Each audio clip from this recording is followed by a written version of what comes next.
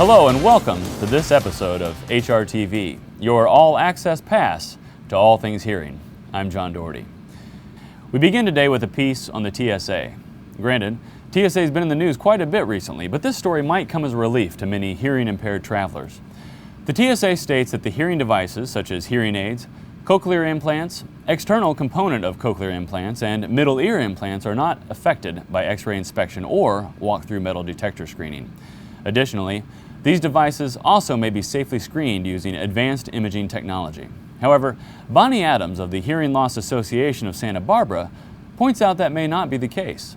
According to the Advanced Bionics user guides, both the BTE Harmony and the PSP body-worn processor microphones can be damaged by airport X-ray machines.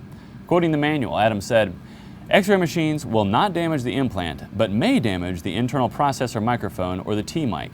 Avoid placing these items in cargo luggage or carry-on luggage that are screened with X-rays during airport security screening.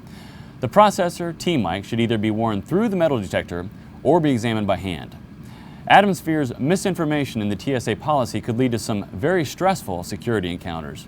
However, it should be noted that the TSA does state in its recommendations, if you are concerned or uncomfortable with going through the walk-through metal detector or are uneasy with having your external component of your cochlear implant X-rayed, you can ask for a full-body pat-down of your person and a visual and physical inspection of the exterior component while it remains on your body. For more information, go to www.tsa.gov/travelers. This episode is brought to you by ReSound Alera, the world's first truly wireless hearing aid. Better noise reduction, better environmental control, better feedback management, the best sound quality on record, easy to fit, easy to wear. For more information on Alera, visit www.gnresound.com. Now for a little jet setting. First to London, where hip-hop producer William Adams, also known as will.i.am of the popular Black Eyed Peas, revealed in an interview that when it comes to hearing, he's not, to paraphrase a line from the group's current song, having the time of his life. Instead, he's suffering from tinnitus.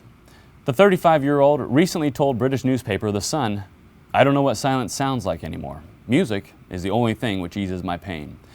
will.i.am said his condition continues to worsen, but does not mention trying any specific therapies or treatments beyond continuing to work. And in Kyoto, Japan, a new topical gel shows potential as hearing loss treatment. The treatment, which was developed for sudden sensory neural hearing loss, a condition that causes deafness in an estimated 40,000 Americans each year, has produced the positive result of a preliminary trial when insulin-like growth factor 1 is applied as a topical gel. At 12 weeks after the test treatment, 48% of patients showed hearing improved, and the proportion increased to 56% at 24 weeks. Dr. Takayuki Nakagawa led the research at Kyoto University Hospital. He says the results indicate the topical application of gelatin hydrogels was safe and had the equivalent or superior efficiency to hyperbaric oxygen therapy. He adds, these results should be further evaluated using randomized clinical trials. While this is the first time growth factors have been tested as a hearing remedy, at this point, no adverse events have been observed. The results were published in the November 25th edition of the online journal BMC Medicine. And now jumping online, where YouTube has reinstated a popular channel after 90 episodes have been yanked on copyright violations. Allison Townsend, better known by her YouTube persona ASL Ally, became an online sensation by posting herself interpreting songs by popular artists for the deaf and hard of hearing people. When complaints of copyright violations surfaced from bigwigs like Warner and Universal Music Groups, YouTube responded by not only deleting the 22-year-old Baylor student's channel, but also by barring ASL Ally from having further accounts. However, the involvement of the Electronic Frontier Foundation, a group of lawyers, analysts, and technologists dedicated to keeping the internet a free marketplace, prompted YouTube to reverse its decision and reinstated ASL Ally's account. EFF Cindy Cohn made it clear that YouTube is not the bad guy, and neither are the music groups who complained, but stated, "The problem lies with the fact that any complaint by the copyright holder's representative is taken very seriously by YouTube, which often removes the content just to be on the safe side." ASL Ally's channel can be viewed at www.youtube.com/user/AlleyBallyBabe. And in other news, Unitron has named 2 executive appointments. First, Chu Yang has been named the Senior Operations Manager for Unitron's U.S. division.